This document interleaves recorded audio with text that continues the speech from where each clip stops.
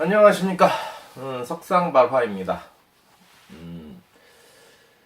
정비사로서 이게 정말 확고한 팩트로 욕을 먹을 때가 있어.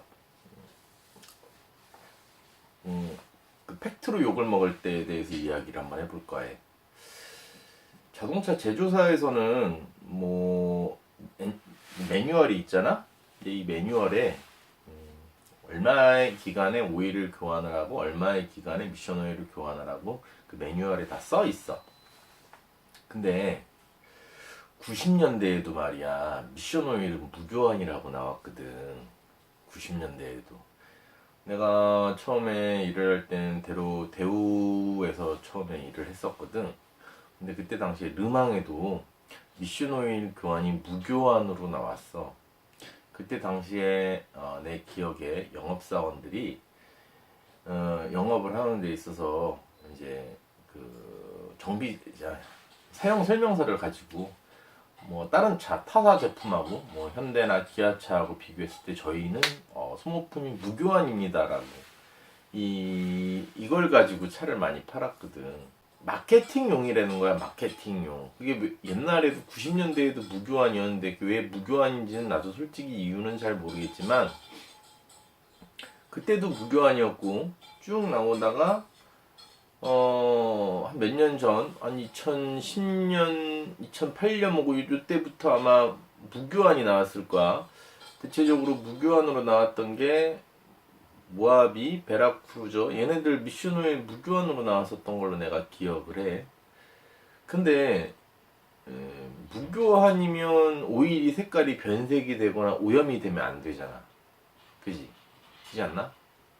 근데 왜 8만 킬로만 지나면 오일이 색깔이 변하고 변색이 되지?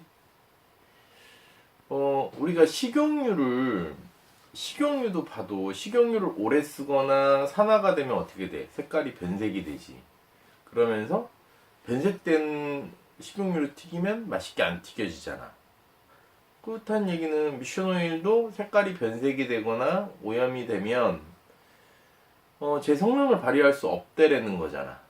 없는데 제조사에서는 이런 확고하게 사용 지침서 같은 데에다가 사용 지침서라고 해야 돼? 어찌됐든 설명서에다가 딱하니 무교환이라고 해서 나와. 그럼 정비사들은 한 10만 킬로 정도 뛰셨으니까 교환하셔야 되는데요 라고 얘기를 하지. 그러면 뭐 교환해야 되냐고 하시는 분도 있겠지만 뭐 동호회라든지 이런 데를 통해서 정보를 습득하신 분들은 아니 이거 매뉴얼에 무교환으로 돼 있는데 이거 교환해야 되는 거냐고 이렇게 화를 내시는 분들도 있고, 거기다 말 많은 엔진오일 많은 업체뿐만이 아니라 대학 교수님이고 제조사하고 보면은 뭐 가옥 조건, 그다음에 뭐 일반 조건 이래가지고 일반 조건에서는 뭐 10,000km 쓰고 가옥 조건에서는 뭐 5,000km, 7,000km 이야기를 하고, 그다음에 연구 개발하는 곳 연구센터 뭐 대학교에서도 뭐 연구하기도 하지. 엔지니어를 얼마 기간에 갈아야 될지를 조회하고 뭐 연구 용역을 받지. 연구 용역을 받을 때 엔진오일이 얼마만큼 쓸 수 있는지 그 용역 연구하잖아. 그럴 때 엔진오일에 대해서 보면은 많기로 써도 된다고 이야기를 하지. 근데 왜 내 차는 한 5,000km 전후로 해서 좀 지나면 왜 소음이 날까? 안 나던 소리가 안 나던 이음이 나잖아. 이음이 난다는 거는 마찰이 된다는 얘기 아닌가? 그치? 조금씩 마찰이 되는 거는 뭐 상관이 없을 수도 있어. 나는 내 귀로 들리는 거를 얘기하는 거고 연구를 한 게 아니기 때문에 뭐 스펙을 갖다 대거나 근거를 갖다 댈 수는 없지만 그지? 이음이 난다는 거는 무언가에 마찰이 되어서 이음이 나는 거잖아. 근데 오일을 갈면 그 마찰음이 안 난다는 거지. 엔진 오일 그래서 5,000km 쓰라고 얘기를 하거든. 5,000km. 환경오염 될 수 있어. 환경오염. 근데 그게 진짜 환경 오염이 자원 낭비는 된다고 내가 느끼기는 하는데 그게 정말 환경 오염일까라고는 또 생각을 하게 돼. 자원 낭비는 좀 할 수 있어도 그게 환경 오염일지는 모르겠어. 엔진오일 자주 교환하는 것이. 뭐 엔진오일 뿐만이 아니라 각 부위별로 오일이 무교환인 것들이 꽤 있지. 무교환. 근데 자동차에 있어서는 무교환이 있을 수 없고 엔진오일은 오래 쓰면 쓸수록 그 제품 내부에 마찰이 심해서 마찰이 생기게 되는 거거든. 엔진 내부에. 그럼 마찰이 되면 내구성이 떨어지게끔 돼 있어. 뭐 그러려면 뭐 예를 들어서 수입차나 국산차나 키로수는 예를 들어 똑같아. 아니면 더 긴 것도 있어. 수입차 같은 경우는. 거기에 수입차 같은 경우는 가솔린 것 같은 경우는 터보가 듀얼로 달려있는 차량들도 있지. 국산차 중에는 터보가 듀얼로 달린 차량은 없지만 싱글 터보가 달리긴 하는데 수입차 같은 경우는 듀얼 터보가 달린단 말이야. 듀얼 터보가 달린다는 얘기는 더 많이 뜨거운 상황에서 똑같은 조건으로 예를 들어서 국산차나 수입차나 똑같이 만 킬로를 쓰라고 한다고 하면 정상인 건가? 더 좋은 오일을 써서 그렇게 되는 건가? 열을 더 많이 받는데도 불구하고 가다서다를 반복을 하고 하는 데 있어서 엔진오일만큼은 정말 오래 쓰는 게 좋지 않다고 생각을 해. 나는 뭐 연구하신 분들이야 허용범위라는 게 있잖아. 분명히 뭔가 제조를 하거나 뭔가를 사용을 할 때 분명히 허용범위라는 게 분명히 있어. 그렇게 장거리를 만 킬로를 놔두 보면 이렇게 설명을 하지. 나도 예를 들어서 고속버스가 5,000km마다 오일을 간다고 하면 서울 부산을 몇 번 왔다 갔다 하고 오일을 갈아야 될까? 응? 그렇지 않나? 서울에서 부산까지 그냥 500km라고 잡자고. 500km 아마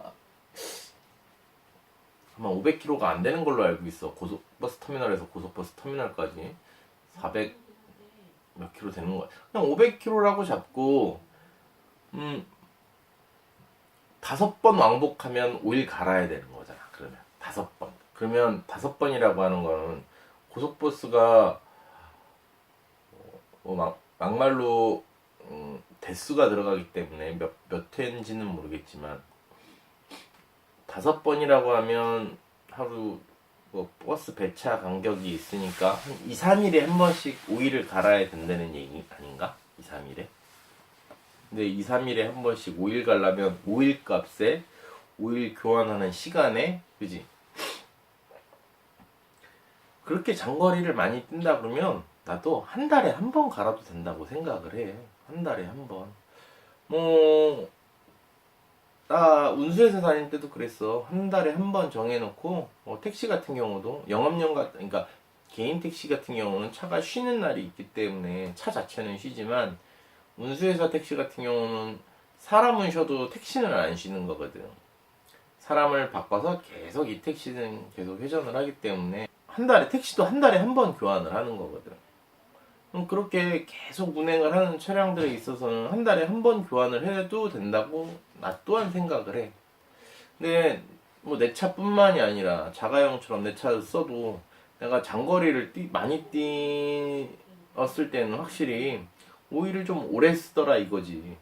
왜냐면 그 소음이 안 나니까 그 이음이 차가 힘을 받을 때, 그러니까 토크로 차가 힘을 쓸 때 그 느낌 아나? 토크? 나중에 언젠가는 뭐 토크에 대해서 이야기도 하게 될 텐데 디젤 차다 보니까 쥐어짜지 않아도 힘을 쓰려고 할 때 사람도 설렁설렁 런닝이 아니라 힘을 써서 달리려고 할 때 힘이 제일 많이 들어가는 거잖아. 자동차도 마찬가지로 힘을 내려고 할 때 보면 이게 마찰음이 많이 나거든. 뭐 내 차 같은 경우 오일이 갈 때가 되면 그 마찰음이 나에겐 귀에 거슬릴 만큼 들려. 그래서 그 마찰음이 나면 그냥 엔진오일을 교환을 해버리거든. 어차피 마찰이라고 하는 거는 무언가 비벼져서 맞닿는 거기 때문에 우리가 관절도 마찰이 생기면 어떻게 돼? 우둑 우둑 소리 나고 움직일 때마다 뭐 기계음 같은 거, 그 정도 아니어도 관절 같은 데서 나잖아. 그지 않나? 자동차도 똑같이 마찰이 될 때는 마찰음이 나는 거거든. 그러면 마찰음이 나면 한 번, 두 번 날 때 아무 상관이 없어. 근데 나중에 무릎 퇴행성 관절염이 왔다고 병원 가서 진단 딱 받는 순간 그때는 돈도 많이 들어가고 아니면 통증을 달고 살아야 되는 거잖아. 돈이 없다고 하면 통증을 달고 살든가 뭐 아니면 관절 재생 수술을 하든가. 자동차도 난 똑같다고 보거든.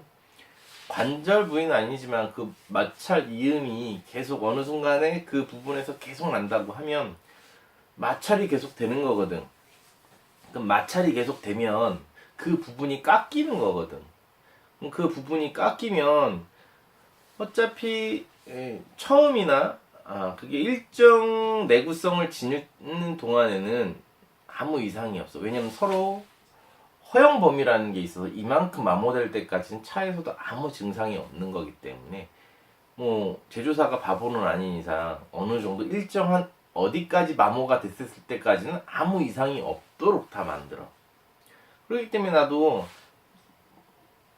그 마모를 균일하게, 마모가 균일하고 골고루 되게끔, 그리고 내가 쓰는 동안 굳이 내가 레이싱을 하는 건 아니냐? 레이싱을 하는 게 아니기 때문에 이 차의 수명이 다 되는 동안 굳이 엔진을 뜯지 않았으면 하는 바람 때문에 이 그런 마찰음, 타음이 나기 전에 사람도 똑같은 거잖아. 몸뚱이에 굳이 내가 생명을 다하는 동안 칼을 안 대는 게 좋지. 칼 대서 뭐 좋을 게 뭐가 있어. 째고 수술하고 좋은 게 뭐가 있어. 어차피 수술하고 나면 그 부위가 뭐 날씨가 좀 안 좋다든가 이게 좀 힘든 일을 하면 욱신욱신 쑤시게 되잖아.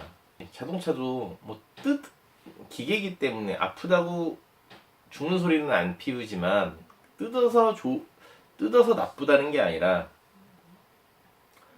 뜯는들 세부품으로 나이가 먹어서 교환하는 게 아니잖아. 전부 다 엔진을 통째로 바꿀 것도 아니고, 그지? 망가진 부분만 교체할 거 아니야. 나이가 먹었다는 이유로 타봐야 몇 년이나 더 타겠어, 그지? 마찰이 됐으면 어느 부위가 마찰이 됐을지는 모르지만 어차피 피스톤이 망가졌다 그러면 블럭도 같이 망가지긴 한 거고 마모가 되기는 한 거거든. 근데 우리가 망가진 부위는 피스톤만 교체를 하든가 안에는 그냥 깎아버리지. 호닝이라는 걸 하지만 피스톤은 교체하고 내부는 호닝하고 새거와 같은 성능을 발휘할까? 마모가 되기 전에, 마찰이 돼서 마모가 되기 전에 오래 쓸 수 있는 방법을 선택하려고 엔진 오일을 일찍 교환을 하는 거야. 그 마모음이 나기 전에 미리 순제적으로. 이번에 발전기도 얘기했잖아. 발전기가 고장이 난 램프가 점등되기 전에 난 교환을 했어. 일단 1차적으로 원웨이 클러치에서 이음이 났고 어쩌다가 볼테이지 게이지가 뚝뚝뚝 떨어지는 거를 내 눈으로 확인했는데 자동차 안에 있는 자동차 안에 있는 경고등 게이지나 경고등 램프는 아무 이상이 없었거든. 는 그래서 그냥 더 많은 것이 고장나기 전에 전기 제품 같은 경우는 전력이 딸리면 서징이라는 게 생기고 하기 때문에 다른 액추에이터가 부하가 걸리거나 망가지기 전에 미리 선제적으로 교체를 한 거지. 엔진오일도 마찬가지로 마모가 되고 마찰음이 나기 전에 미리미리 교체하는 게 난 낫다라고 생각을 해. 근데 제조사에서는 무교환이다 뭐다 만들어내고 있지. 근데 뭐 내가 마케팅이라고 한들 뭐 규정은 있을 거 아니야. 규정이 있으니까 정부의 허가를 받고 그렇게 마케팅용이든 어찌됐든 허가를 받고 무교환이라고 나왔을 텐데 정부에도 규정은 있으니까 그렇게 쓰게끔 나오겠지. 근데 왜 실질적으로 한 10만 킬로, 8만 킬로 정도 되면 왜 무교환 오일들이 폐색이 되고 시꺼매지 변색이 되는지, 변색이 되고도 제 성능을 발휘할 수 있는 건지 궁금하네. 식용유는 폐색이 되면 오염이 돼서 제 성능 맛있게 튀겨지지가 않는데 무교환 오일들은 엔진 내부에서 마찰을 생기지 않게끔 하는 건지 마찰로 인한 마모가 생기지 않게끔 해주는 건지는 알 수가 없긴 한데 나는 무교환 오일은 없다고 생각을 해. 나는 연구를 하거나 뭐 팩트를 갖다 댈 수는 없어. 왜냐면 현장직 정비사고 내가 뭐 엔진오일에 대해서 대단히 많은 연구를 하거나 그런 건 아니기 때문에. 그리고 제조사를 이길 수는 없잖아. 정부를 이길 수 없고 어떠한 규격이 있으니까 그 규격에 맞춰서 무교환이라고 표기를 한 거고, 그지? 뭐 수출을 할 때도 무교환으로 수출을 하겠지. 근데 실질적으로 사용을 하는 걸 보면 무교환으로서 사용을 할 수는 없다고. 그러니까 예를 들어서 정말 돈이 많으신 분들이 몇 년 타고 차를 바꾸실 때는 안 갈 수 있는 거야. 정말 그잖아. 뭐 리스용으로 써서 리스용으로 꺼내가지고 그럼 렌트카로 쓰다가 몇 년에 한 번씩 차를 바꾼다 그러면 진짜 안 갈아도 되는 거 맞지. 그 정도라고 하면. 근데 한 8만에서 10만 킬로 정도가 되면 오일을 확인을 하면 오일이 시꺼매지는 거지. 회색이 되고 오일도 약간 묽어지는 듯한 느낌이 있고.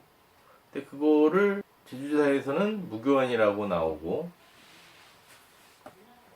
소비자들은 제조사의 이 매뉴얼을 보고 정비사들이 이거 무교환인데 교환해 먹는다 이렇게 비춰지는 경향이 있어서 또 정비사는 또 욕을 먹고, 근데 실질적으로 이걸 보면 오염은 돼 있고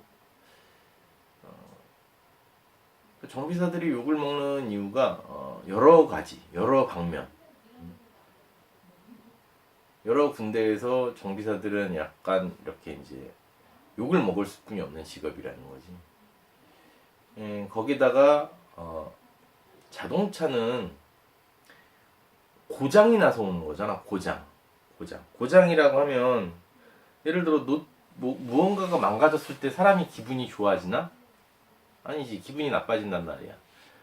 아니 무언가 신발을 사거나 옷을 샀을 땐 상당히 사람이 기분이 좋아져. 자동차를 사러 갈 때는 기분이 좋지만 자동차가 고장이 났어. 기분이 나빠진단 말이야.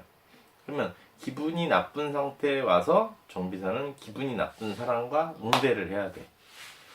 그러다 보니까 기분이 나쁜 상태에서 응대를 해야 되다 보니까 더 어떻게 보면 조심해야 되고, 어떻게 보면 더 고객 불만에 노출될 수 있고,